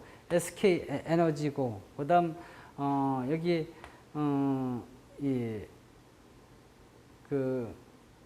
이완 에너지, 그건 가스팔더라. GS 칼텍스 SK하고 S-오일, 현대 오일뱅크 이 네 군데가 다 휘발유를 공급하죠. 자, 이것을 완전 경쟁이라고 가정을 할게요. 지금 여기에 휘발유를 얼마큼 하냐면 1리터에 2,000원씩 팔아요. 6,000원씩 팔면서 예를 들어서 이 네 개 기업이 예를 들어서 1억 리터를 판다고 가정할게요. 전국에 있어서. 자, 휘발유를 좀 아껴야겠죠. 그래서 만약에 이것을 완전히 독점화시켜서 이런 어떤 기업을 하나 만들었다고 가정할게요. 독점화시켜버렸다 이거죠. 여기 한양 주유소라는 것을 하나 만들어 놓고 한양 에너지라는 것을 만들어 놓고 여기 만약에 이렇게 독점을 해버렸다면 어떻게 될까? 어떻게 되냐면 이게 모습이 이게 완전 경쟁에서 독점이 돼버리잖아요. 그럼 완전 경쟁했을 때 수입의 모습은 어떻게 돼버리냐면 완전 경쟁일 때는 1리터에 2,000원이라고요. 그러면 여기 10리터 팔면 얼마큼입니까? 그럼 수입에 대해서 수량이 자꾸 이렇게 증가함에 따라서 이 수입이 어떤 모습으로 되냐면 일직선으로 이렇게 된다고요. 2,000Q 이런 형태로 된다고요. 1억 리터라고요. 그럼 1억 리터라면 2,000억 이렇게 해가지고 돼버린다고 여기다 Q를 갖다 곱해가지고 이렇게 일직선 수입이 일직선 형태로 이렇게 될 거예요. 근데 이렇게 만약에 독점화 돼버렸잖아요. 독점화 돼버리면 가격 구조가 수입 구조가 달라져 버려요. 이렇게 2,000Q 이런 형태가 되는 게 아니라 여기 이런 형태로 돼버린다고요. 가격이요.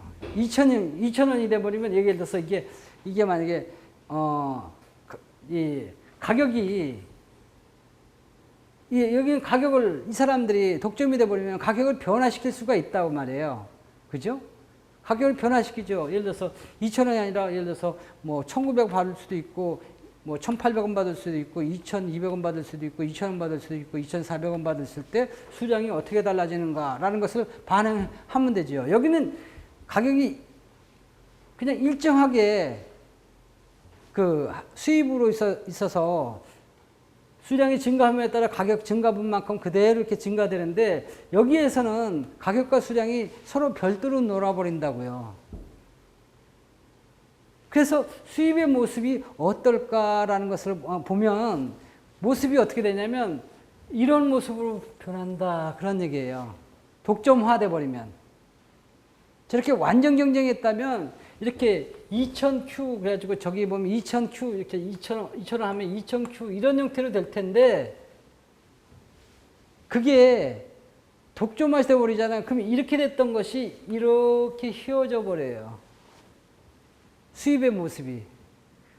그러니까 독점하고 완전 경쟁하고 틀린 점이 바로 이 점이에요. 수입 구조가 달라진다 그런 얘기예요.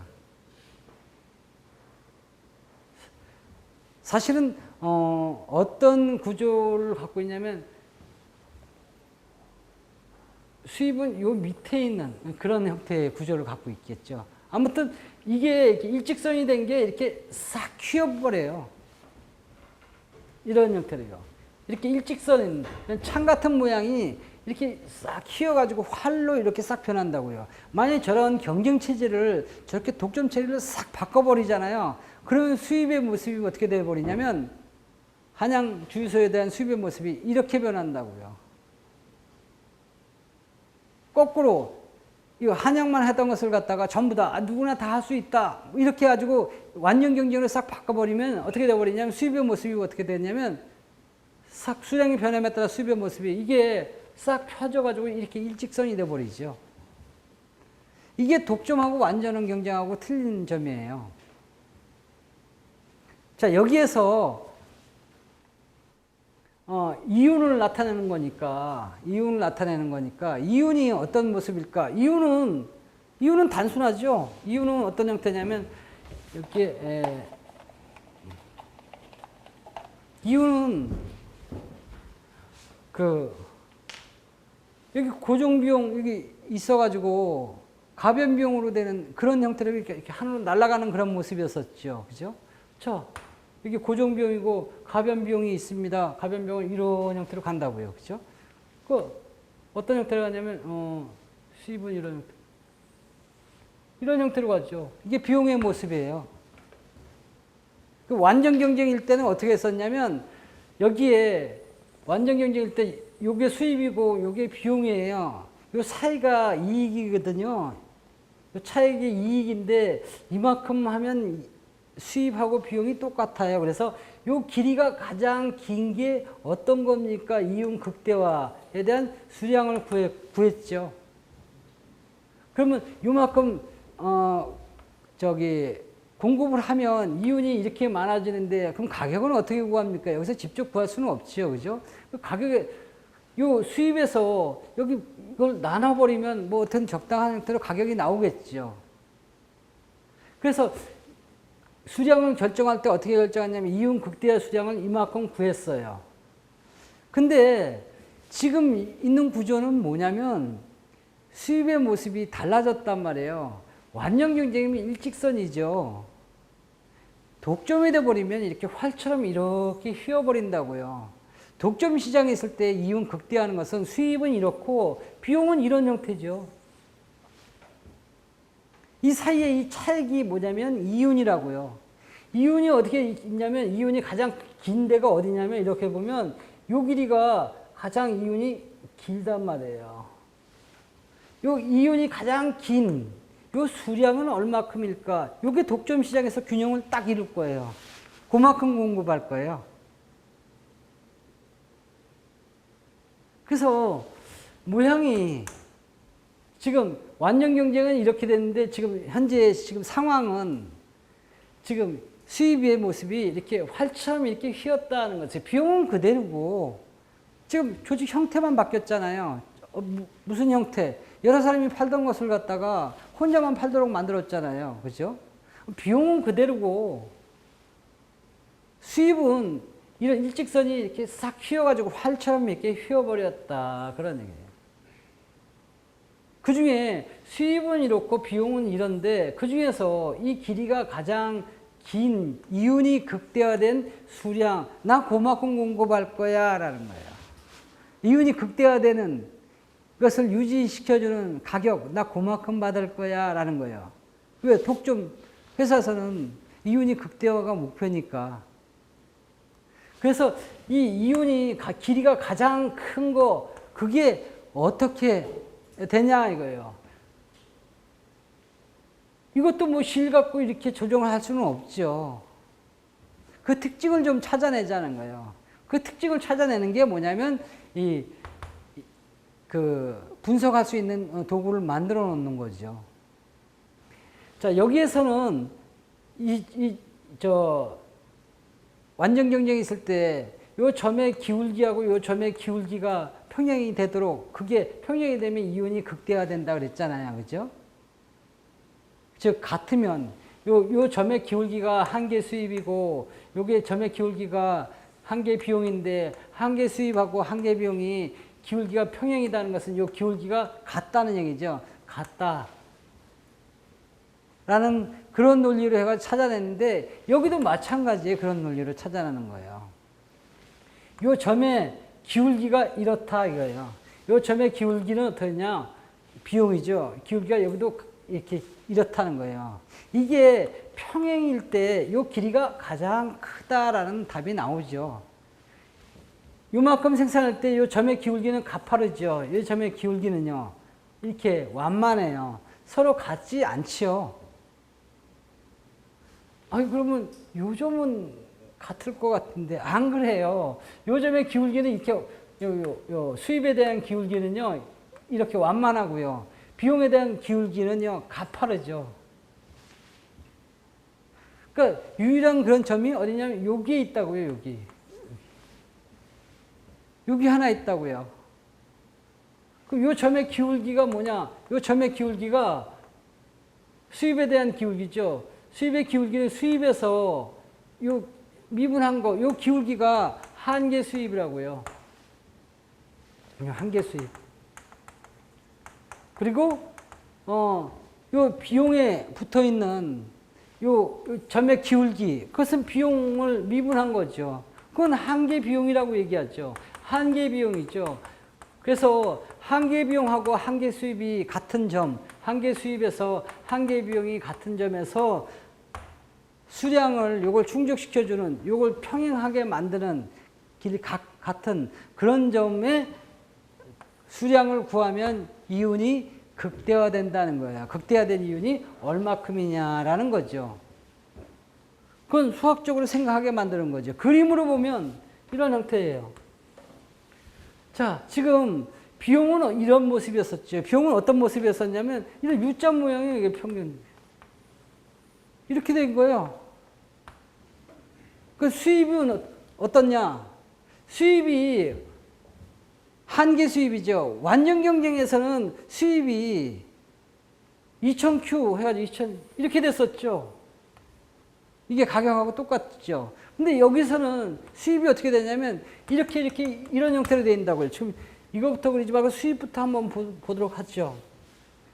자, 수입은 한계 수입은 어떤 모습일까? 점의 기울기가 한계 수입은 여기 보면 그래서 이걸 만들어 놓은 거예요. 800, 600, 400 된다고요. 여기에 200, 400, 600, 800, 1000 이런 형태에서 이게 10,000명일 때, 20,000명일 때, 30,000명일 때, 40,000명일 때 여기에 수입을 보면 어떤 형태냐면 여긴 800이죠. 800에 여기 20,000명일 때 여긴 800원이에요. 그렇죠? 여긴 10,000명, 20,000명, 30,000명, 40,000명이죠. 20,000명일 때 800원. 요점이죠, 요점. 그 다음 30,000명일 때, 30,000명일 때는 여기 600원이라고요. 요점이고요. 40,000명일 때는요, 400원이고요. 이런 점을 쭉 연결한 것은요, 이렇죠, 이렇게. 이게, 이런 점이 뭐냐면 한계 수입이라고요. 한계 수입인데, 한계 수입이라는 것은 뭐냐면 요 점에, 요 800이라는 거죠. 여기 기울기라고 그랬어요. 한계 수입이니까. 20,000명일 때 기울기가 800원입니다. 20,000명일 때 기울기가 요게 800원이란 말이에요. 이게 800이란 말이에요. 여기 600일 때, 그러니까 30,000명일 때는 여기는 가격이 600원입니다. 600원입니다. 이렇게 하니까 요 30,000명일 때, 요 30,000명일 때 요 기울기가 요게 얼마라고요? 요게 600이라고요. 다음에 여기 400이다. 요 점의 기울기가 이게 400이라고요. 요 점에 있을 때. 기울기가 400이라고요. 기울기가 800, 600, 400 이런 형태로 되는 거죠. 그러니까 한계 수입이라는 것은 뭐냐면 이 점의 기울기를 얘기하는데 여기다 표현을 할 수도 있지만 이렇게 여기다 표현하면 구체적으로 이렇게 쭉 이렇게 나타난다는 거예요. 이 점의 기울기가 한계 수입이란 말이에요. 그게 이런 형태로 나타나요. 기울기가 점점 체감하지요. 그죠? 체감하면서 줄어들죠. 점점 기울기가 줄어들죠. 그래서 이 꼭대기 오면 이게 제로겠죠. 그 제로 형태로 이런 형태로 간다고. 제로 형태로요. 줄어드는 거죠. 여기서 계산을 갖다 하나 해봐도 한계 수입은 말이죠. 이런 형태로 800, 600, 400 이런 형태로 되어 있다. 그런 얘기예요. 한계 수입의 모습이에요. 한계 수입이. 한계 수입이 왜 이렇게 중요하냐면 완전 경쟁일 때는 한계 수입이 이렇게 일정했단 말이에요. 그게 가격이라고요. 여기 2,000이라면 커피로 먹으면 4,000Q 해가지고 4,000Q 이렇게 됐었죠. 4,000Q. 휘발유로 하면 2,000Q 해가지고 2,000 이런 형태로 됐죠. 2,000Q 이렇게 됐었죠. 2,000이 이게 한계 수입이다라고 했죠. 가격이 이게 가격이고 그래서 휘발유 같은 경우는 완전 경쟁이면 이런 한계 수입이 이렇게 딱 들어 놓았을 거예요. 독점이 돼 버리잖아요. 독점이 돼 버리면 독점의 특징이 뭐냐면 한계 수입이 벌떡 일어선다 이렇게 된다는 거예요. 저렇게 통폐합해가지고 독점을 만들어 버리잖아요. 그러면 수입이 일반적인 수입이 이렇게 활이 창이 활같이 확 휘어버리는 거고요. 여기에서는 한계 수입은요, 함께 누워있던 것이 벌떡 이렇게 일어난다고요. 일어난다 그냥 일어나는 게 아니라 가파르게 이렇게 일어난다고요, 이렇게. 그게 독점의 특징이에요. 독점의 특징이라는 건, 독점이라는 것은 독점이 되면 어떻게 되냐? 수입 구조가 달라진다는 거예요. 수입의 모습이 이런 형태다고 달라지고, 이렇게 일직선인 그 창 같은 모양이 활처럼 확 바뀌어버리고, 그 다음 이게 누워있는 것이 말이지 벌떡 일어선다 이거예요. 독점이 돼버리면. 근데 독점이 만약에 완전경직으로 바뀌면요, 저렇게 하나로 만든 게 아니라 저 한양을 갖다 거꾸로 이렇게 그 누구나 다 할 수 있는 저런 경쟁 체계로 바꿔버리면요, 그럼 이게 벌떡 일어섰던 것이 다 누워버린다고요. 수익 구조가 이런 형태로. 수익 구조가 그 총수입 이 구조가 이런 활 같은 형태가 싹 누러져가지고 이렇게 일직선이 돼버린다고요. 독점하고 수입하고의 그 특징이죠. 그래서 일단은 독점이 돼버리면 수입 구조가 달라진다고요. 한계 수입이 어떻게 되냐면 이런 모습으로 달라진다는 거죠. 독점이 되면 한계 수입이 가파르게 달라진다는 게 가장 큰 특징이에요.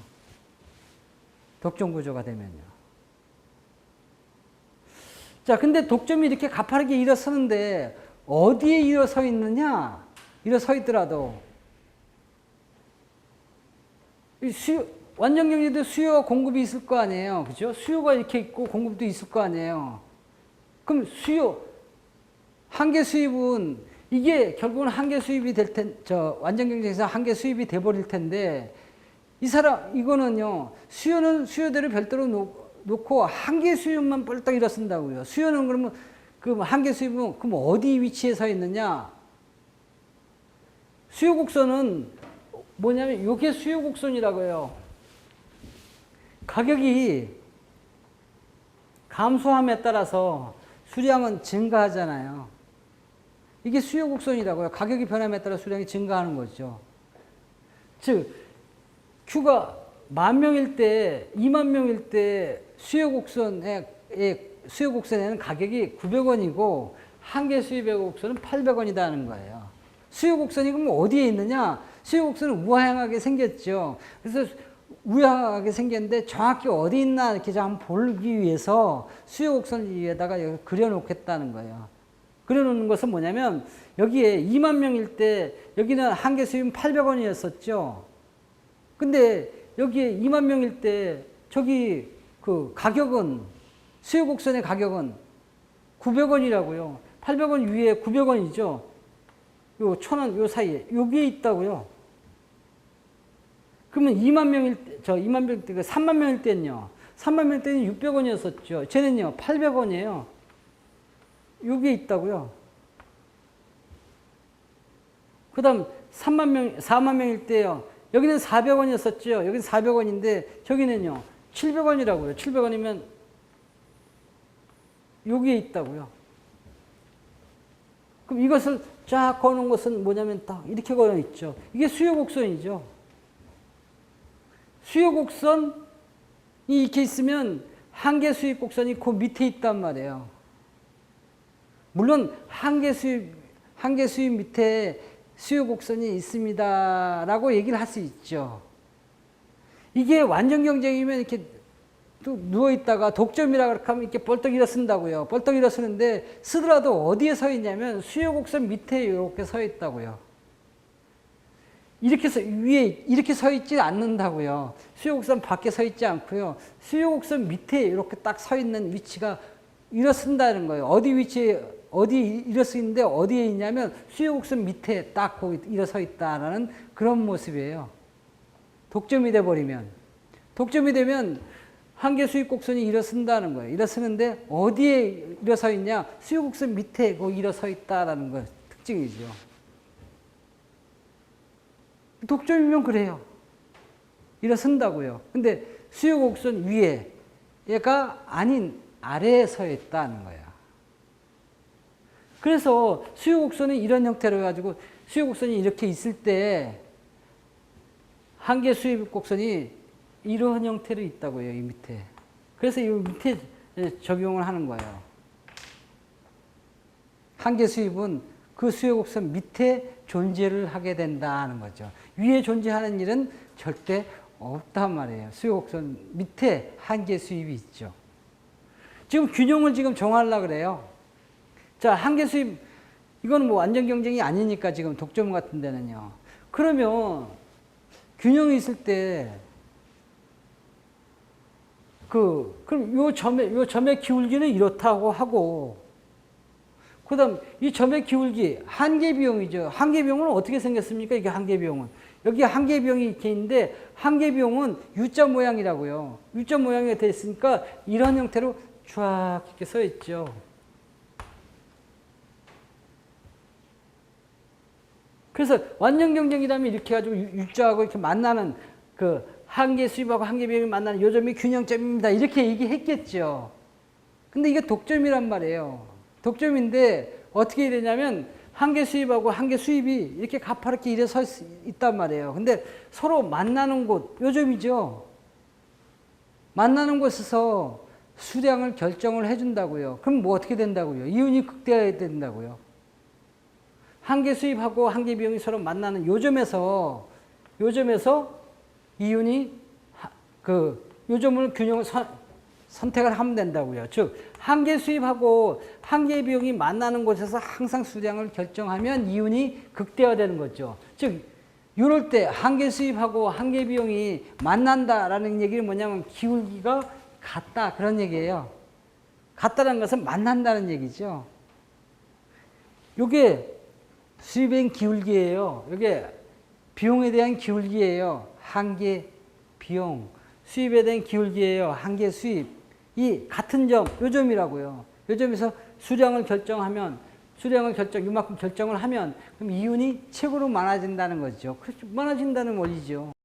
그래서 한계 수입하고 한계 비용이 만나는 요점에서 4만에서 이윤을 수량을 결정을 하죠. 요만큼 4만 명 이렇게 타잖아요. 그러면 이 그림이 요게 연결돼 4만이 여기에 연결돼 있다고요. 이렇게 그림은 제가 잘못 그려서 그렇지 딱 연결돼 가지고 4만 명 하면 이윤이 극대화된 이윤이 이만큼 생깁니다라는 거예요. 이게 극대화된 조건이 있죠. 그럼 이 사람들은 이렇게 4만 명을 태우는 그런 공급량을 결정할 거고, 그럼 가격은 어떻게 결정할 거냐? 가격은 한계 수입하고 한계 비용이 만나는 요점에서 가격을 결정할 것이냐, 이렇게 가격 결정할 것이냐, 아니라는 거예요. 어떻게 결정하냐면, 자, 4만 명을 탈 수 있는 양을 만들어요. 그만큼 공급을 하죠. 4만 명 어떻게 탑니까? 4만 명을 타려면 하루에 예를 들어서 10분에 한 대씩 다니면 4만 명 타겠네. 그렇게 하겠죠. 그러면 5만 명 탈라 그렇게 하면 어떻게 되냐? 5만 명 탈라 그렇게 하면 10분에 한 대씩은 안 되죠. 6분에 한 대씩 이렇게 만들어 놔야겠죠. 그걸 적절히 조절하는 거예요. 수량을 딱 정한 다음에 이것을 시행하기 위해서 어떻게 시행하는가. 그거는 시간과 이런 기차, 지하철에 보면 지하철 달고 다니는 것을 몇 냥 이렇게 얘기하거든요. 지금 10개씩 달고 다니죠. 그걸 10개 달고 다니까, 8개 달고 다니까, 아니면 그걸 5분 간격으로 할까, 10분 간격으로 할까. 그거는 여기다 맞춰가지고 그걸 여러 가지 변수를 놓고 결정을 하죠. 공급량은 이 사람이 이렇게 딱 결정을 먼저 합니다. 결정을 하고 난 다음에 가격을 이제 지하철 비용은 얼마큼 비용을 받을까라는 것은 이거 가격을 만나는 이 점에서 가격을 받는 게 아니라 어디다 받냐면 요 위를 쳐다봅니다. 이거보다는 더 높게 받아도 요점에서는 보면 수요자들이 수요 곡선이니까 수요자들이 기꺼이 내고자 하는 비용이에요. 요 돈이 얼마예요? 요전에 보니까 700원이라고 가정할게요. 예, 700원. 자, 제가 수요자한테 물어봐요. 700원 받으면 어때요? 이렇게 하면, 700원 받으면 저는 효용이 극대화됩니다. 그거 좋지요? 라고 하죠. 4만 명이라는 거 있을 때 소비자가 기꺼이 낼 수 있는 돈이 수요 곡선의 이 점이란 말이에요. 이 점은 내죠. 근데 내는데 700원 그 소비자들은 낸다고 하는데 뭐 이렇게 구태에 600원, 400원 받을 필요가 하나도 없다는 거예요. 그러니까 그래가지고 400원 받아가지고 이렇게 4만 명의 이런 면적의 수입을 얻을 게 아니라 이 사람 기꺼이 700원까지 낸다 그러니까 그럼 좋다 700원 받겠다라고 700원 받으면 여기서 딱 결정을 한다고요. 이게 균형점이에요. 이 가격을 받는다는 거죠. 그래서 이 가격은 어디에 있냐 균형 조건이 아까 한계 수입하고 한계 비용이 서로 있는 곳에서 수량을 결정한다 그랬죠. 가격은 이렇게 해서 가격이 좀 더 크다고요. 즉 뭐냐면 여기서 한계 수입하고 한계 비용이 서로 만나는 곳에서 수량을 결정해가지고 가격은 이렇게 결정하지 않고요. 그 위를 쳐다보죠. 이 위에 있단 말이에요. 가격은요. 그래서 이 위가 가격이 더 크다 그런 얘기예요. 더 많이 받는다는 거죠. 즉 400원 받는 게 아니라 그 위에 있는 가격으로 받는다는 거예요. 정확히 어디냐? 수요 곡선하고 만나는 거죠. 그러면 이 가격이 위에 있다. 위에 있으면 여기 뭐 600원 받는 것도 위에 있는 거죠. 700원 받는 것도 위에 있는 거죠. 여기 보면 1000원 받는 것도 이거 저 위에 있는 거죠. 그 중에서 어떤 거 받느냐? 여기에 있는 거, 수요 곡선에 있는 거예요. 이게 완전 경쟁 시장, 독점 시장의 균형 조건이에요. 가격은 이렇게, 수량은 이렇게 결정하고요. 가격은 그 위에 받습니다라고 해요. 저는 여기다가 뭘 붙여놓냐면, 위라는 게 끝도 없이 이렇게 많은데, 구태여, 여길 주도 그 구체적인 지표가 있어야 될 거 아니냐. 어떻게 지표냐면, 그래서 저는 여기다가 P에다가 요거 D 이렇게 하나 더 붙여놔요. D 곡선에서 가격을 결정합니다라고. 여기다 결정하는 것이 아닙니다. 여기다 결정하지도 않습니다. 그래가지고 교과서에 없는 표를 이렇게 하나 붙여놓는다고 D를요. 이게 독점 시장의 균형 조건이다라고 하는 거죠. 이거 어떻게 나중에 하면 이제 수리적으로 계산할 때 씁니다. 한계 비용하고 한계 수입하고 만나는 곳에서 서로 여기 비용 곡선이 하나 있잖아요. 이걸 미분하면요. 미분하면 한계 비용이 나와요. 그 다음에 여기 수입이 나오죠. 가격 곱하기 수량을 해가지고 수입이 나오죠. 이걸 미분하면요. 여기 한계 비용이 나와요. 그래서 이것을 서로 갖도록 하면 수량이 딱 나오죠. 수량이 딱 한 점이 계산이 딱 돼요. 그러면 이게 딱 4라는 수치가 나오잖아요. 이 답을 4를 어디다 대입하라고요? 수요곡선 여기다가 딱 대입하면 되죠. 예를 들어서 수요곡선이 예를 들어서 그 수요의 곡선이 예를 들어서 뭐 3p 마이너스 수요곡선 마이너스 3p 플러스 만세 500이다. 이런 수요곡선이 있으면 그럼 이 4만 어디다 대입하라고요? 수요를 4를 대입하면 여기 가격이 얼마냐? 가격을 딱 이렇게 딱 해서 가격을 정할 거예요. 그때 써먹을 거예요. 써먹을 하니까 균형점은 일단 여기에요. 즉 한계 수입하고 한계 비용이 만나는 것에서 수량을 결정하고 요 위를 쭉 쳐다봐가지고 수요 곡선하고 만나는 요점이 균형점이다는 거죠. 즉 가격은 요만큼 받는다는 거죠. 수량은 요만큼 생산한다라는 거예요. 그렇게 하면 이윤이 극대화되어 있죠. 극대화된 이윤이 얼마큼이냐? 가격을 더 많이 받음으로 인해 가지고. 그래서 균형 조건이 이런 형태로 균형 조건이 돌아가고요. 그다음 극대화된 이유는 여기다가 여기 이렇게 평균 비용을 이렇게 그려보면 알아요. 아무렇게나 그려보면 평균적으로 여기에 4만 명 만들었을 때 여기에 비용이 이 정도 들었습니다. 요거는 이익이죠. 요만큼을 얼마큼이면 이만큼 생산했습니다. 그럼 이만큼의 이익이 생긴단 말이에요. 이익이 굉장히 크죠. 여기에 완전 경쟁이라면요, 이익이 이만큼 이익이 생겼겠죠. 여기는 이렇게 크잖아요. 여기도 이렇게 커요. 그래서 이런 이윤을 그냥 이윤, 극대화된 이윤 이렇게 하지 않고요. 여기를 독점 이윤이라고 얘기합니다. 이런 이윤을요. 이윤이라고 하지만 이런 것은 독점 기업에 있어서의 이윤이다라고 얘기를 하죠. 독점 기업의 이윤은 좀 좀 다르죠. 왜 그러냐면 한계 비용 곡선이 완전 경쟁이라면 이게 공급이란 말이에요. 이게 수요죠. 수요와 공급에 의해서 완전 경쟁이라면 여기서 결정이 됐어요. 그래서 가격을 이렇게 받겠죠. 독점이 돼버리면요. 이렇게 결정하지 않고요. 수요하고 여기하고 만나는 요 위에서 여기서 결정되거든요. 완전 경쟁이라면 이렇게 될 텐데 이 사람들은 이렇게 위로 결정함으로 인해 가지고 요점에서 요점으로 결정함으로 따라서 이렇게 가격을 약간 높게 받죠. 그래서 가격을 높게 받고요. 대신 수량을 이렇게 조금 이게 낮게 만들어요.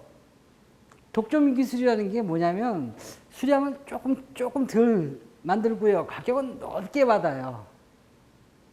그래서 여기 보면 완전 경쟁의 균형은 여기에 나타나 있고요. 그다음 여기서는요. 독점 균형의 수량은 이쪽에 나타나 있다고요. 왼쪽으로 이렇게 가게 돼 있다고요. 수량은 이렇게 줄게 돼 있고.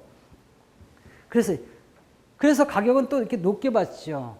완전 경쟁이라면 이윤이 얼마큼이냐, 평균 비용이 있으면 이윤이 요만큼 났을 거예요. 요만큼 났을 텐데, 독점이잖아요. 독점이 되다 보면 가격을 높게 받음으로 인해 가지고요. 요점에서 요점으로 이동함에 따라서 이런 이윤을 갖다 얻게 돼요.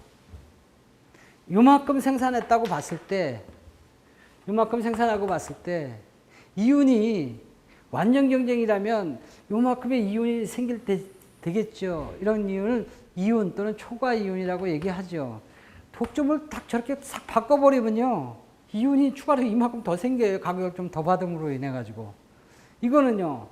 독점 특권을 갖다 인정함으로써 생기는 특별한 이익이죠. 같은 이윤을 분석한다면. 이거는요. 일반적인 정상적인 초과 이윤이라고 볼 수 있죠. 그래서 토탈 이만큼의 이윤을 뭐라 그러냐, 독점 기업이 얻는 이윤이다. 그래서 독점 이윤이라고 특별히 붙여놨단 말이에요. 이윤이 많지 이렇게. 보통 완전 경쟁의 이윤이라면 요만큼의 이윤이 날 텐데 독점을 이렇게 딱 하면 이만큼의 이윤이 이렇게 많이 나더라라는 얘기예요. 그 비교 분석을 하긴 할 거예요, 별도로. 해가지고 이렇게 이익이 많이 나는 모습으로 나타난다. 그런 얘기예요. 자, 제가 지금 장황하게 뭘 설명을 하나 했습니다. 뭘 하나 설명을 했냐면 독점 시장에 대한 균형은 어떻게 이루어지는가라는 것을 설명을 했어요. 근데 완전 경쟁하고 뭐 이렇게 비교하고 뭐하고 뭐 이해는 좋은데 뭐가 뭔지 잘 모르겠단 말이에요. 완전 경쟁, 독점 시장의 균형은 어떻게 이루어지냐고요. 어떻게 이루어지냐, 문제의 답은 오늘 배운 것은 뭐냐면 독점 시장은요, 이거 하나로 지금, 정리를 할 수 있다고요. 독점 시장의 특징이 뭐냐면 독점이 돼버리잖아요. 그러면 한계 수입이 발딱 일어섰다라는 그런 개념이에요. 그게 독점이 되면 수입이 달라진다는 거예요. 그래서 달라지는데 어디에 발딱 일어서 있냐면 수요 곡선 밑에 서 있다는 거예요. 독점이 되면 수요 곡선이 이렇게 있겠죠. 그 밑에 한계 수입이 이렇게 벌쩍 일어서 있죠. 독점이 되면 이렇게 한계 수입이 이렇게 누워있던 게 이렇게 일어서 있으니까. 여기에 한계 비용이 이렇게 지나가고 있어요. 한계 비용하고 한계 수입이 만나는 요점에서 수량을 결정하고요. 그러면 이윤이 극대화된다는 거예요. 그래서 한계 수입하고 한계 비용이 만나는 것을 수량을 결정하고 가격은요. 이렇게 받지 않고요. 요 위에 요만큼에 가면 이익을 균형을 요게 균형점으로서 가격은 이만큼 받는다는 거예요. 가격은 그 위에 있어요. 라는 거예요. 요게 완전 경쟁 시장의, 독점 시장의 균형 조건이에요. 독점 시장은 수량은 이렇게 결정하고, 지 마음대로 결정하는데, 지 어떻게 마음대로 결정하냐면, 한계 수입하고 한계 비용이 만나는 곳에서 수량을 결정해가지고, 뭐 이렇게 4만, 이렇게 결정하고요. 가격 위에는요. 가격은 아까 700이요? 700 이렇게 결정한다고. 그 위에 있다고요. 그 위에서 정확히 어디 있냐? 수요 곡선하고 만나는 요점이다. 그런 얘기예요. 이렇게 균형 결정을 이루죠. 그러면 이윤이 극대화된다 그래요. 극대화되죠. 극대화된과 동시에 뭐냐면 이윤을 비교하면요. 무지무지하게 많아져요. 이윤이 얼마큼 많아집니까? 평균 비용을 이렇게 그려보면 알죠. 이만큼 많아져요. 이게 극대화된 이윤이죠. 독점기업에. 극대화된 거에 완전 경쟁에 비해서 극대화된 것에 특별히 더 극대화를 더 시켜놓은 거죠. 그래요. 이윤이 그런 형태로 결정을 한다는 거죠. 이 사람의 가격 수량 결정 원리는 뭐라 그랬어요? 극대화된 이윤이라 그랬잖아요. 최고로 많은 그 이익을 얻어낸다는 거죠. 균형 결정 원리죠. 제가 이것을 막 여러 가지 뭐 예를 갖다 놓고 막 쭉 설명했습니다만 이거 하나 설명하기 위해서 이렇게 장황하게 이렇게 보냈던 것 같습니다. 이해가 되는지 안 되는지 모르겠지만 하여튼 독점 시장은 구조가 이런 원리로 되어 있다는 거예요. 되어 있고 이 원리가 뭐 이렇게 구조되어 있습니다는 것을 알고 있음으로 인해 가지고 이제 어려운 게 막 이렇게 꼬이거나 이렇게 분해할 때는 이제 제 진가를 발휘하는 거예요. 그냥 다짜고짜 그냥 이렇게 해야지 이렇게 됐습니다. 이것만 설명해버리면 설명 금방 끝나죠. 여기서 딱 끝난다고요. 왜냐하면 다음에 분석을 하려면 분석하기가 좀 어렵다고요. 왜요? 이렇게 이익을 분석한다든가 뭘 분석하다든가 이렇게 할 때는 괜찮은데 그렇게 할 때는 이게 왜 이렇게 됐는가라는 것을 갖다가 알게 되는 거죠. 지금 뭐냐면 아까 잠깐 설명한 이게 완전 경쟁이라면 이게 공급곡선이잖아요. 왜 공급곡선이냐면 저번에 한계비용 곡선에서 한계비용에서 평균 가변비용이 지나는 여기서부터 여기까지 공급이라고 그랬잖아요. 그죠? 되게 물건이 여기서 결정되니까 여기 공급 아니에요? 공급이라고요. 완전 경쟁에는 공급과 수요에 의해서 결정이 가격하고 수량이 결정되지요. 그렇게 분석이 가는 거죠. 근데 독점이 말이죠. 이게 위로 올라와 있거든요. 완전 경쟁이라면 이렇게 가격을 결정할 텐데 근데 이 사람들은 왜 여기다 결정을 위에다 했을까요? 그거는 이익을 더 올리기 위해서 일부러 만들어 놓은 거죠. 수요자가 준다니까. 수요자가 주게 하기 위해서는 어떻게 하냐면, 그러면 수량을 조금 줄이면, 물건 없네. 야, 돈 더 줄게. 가져와. 그러니까 이 사람이 약간 줄였지요. 그래서 이렇게 가격을 높게 받음으로 인해 가지고 추가적으로 이익이 생기는 겁니다. 라고 그런 근본적인 설명이 가능하도록 이 밑에서부터 얘기를 붙여놓은 거예요. 그때 가서 분석을 하더라도 지금 이번 시간에는 바로 이 독점 시장의 균형을 한번 봤습니다. 그래서 다음 시간에는 요거를 좀 분석을 좀 깊이 좀 해보려고 그래요. 여러 다양한 형태. 그리고 이 독점 시장을 이루고 있는 이 기업들의 이윤 극대화를 어떤 이윤으로 어떻게 해냈는가. 또 이런 기업들이 보면 되게 공기업들이 많은데 이 사람들이 이익이 극대화된 이윤이 이렇게 많이 남게 돼 있는데 얘네들을 보면 맨날 적자를 해요. 그럼 왜 적자가 나는가? 그럼 적자 나는 원인이 뭔가? 적자가 날 수밖에 없어요. 이걸 분석을 하면요. 그럼 적자를 줄이는 길은 없는가? 독점 기업들은 그래요. 한전이나 뭐 철도공사 이런 데는 비용 못 줄입니다. 불가능합니다. 불가능한가, 가능한가 한번 보자는 말이에요. 얼마든지 줄이는 구석이, 적자를 줄이는 구석이 어디에 있는가? 왜 그걸 적자를 줄이려고 하냐면, 적자가 나잖아요. 그러면 그 적자를 누가 떼어줘야 되냐면, 국가가 떼어줘야 된다고요. 보조금을 줘야 된다고요. 국가에 납부하는 돈이 누구냐? 여러분들이 냈죠. 우리가 냈죠. 즉, 적자가 나면 우리가 돈을 떼어줘야 되니까 내 돈 들어가니까 나 그거 못하겠다 그런 얘기예요. 그러니까 줄여라는 줄인 길을 가르쳐 놓을 수밖에 없죠. 그런 분석이 가능하도록 만들어 놓는 거죠. 그거는 다음 주에 해야죠. 오늘 수업 시간이 거의 끝났거든요. 그래요. 오늘은 독점 시장의 균형 정도만 보는 걸로 하고요. 균형에 대한 응용 이것은 다음 시간에 한번 보도록 하겠습니다. 이해가 물론 뭐 원론 들은 사람들은 뭐 대충 이해는 갈 거예요. 그렇지만 뭐 이게 막 처음 접하는 사람이면 도대체 이게 뭐야 하고 자꾸 이해가 안 경우 사람이 있는데 그런 사람을 위해서 이 다음 시간에는 요거 잠깐 한 설명 한 5분 정도 이거 더 보강을 한 다음에 싹 들어가도록 하면 뭐 주말에는 좀 걱정 안 하고 보낼 수 있겠죠. 그렇죠? 그래. 다음 시간에 보도록 할게요.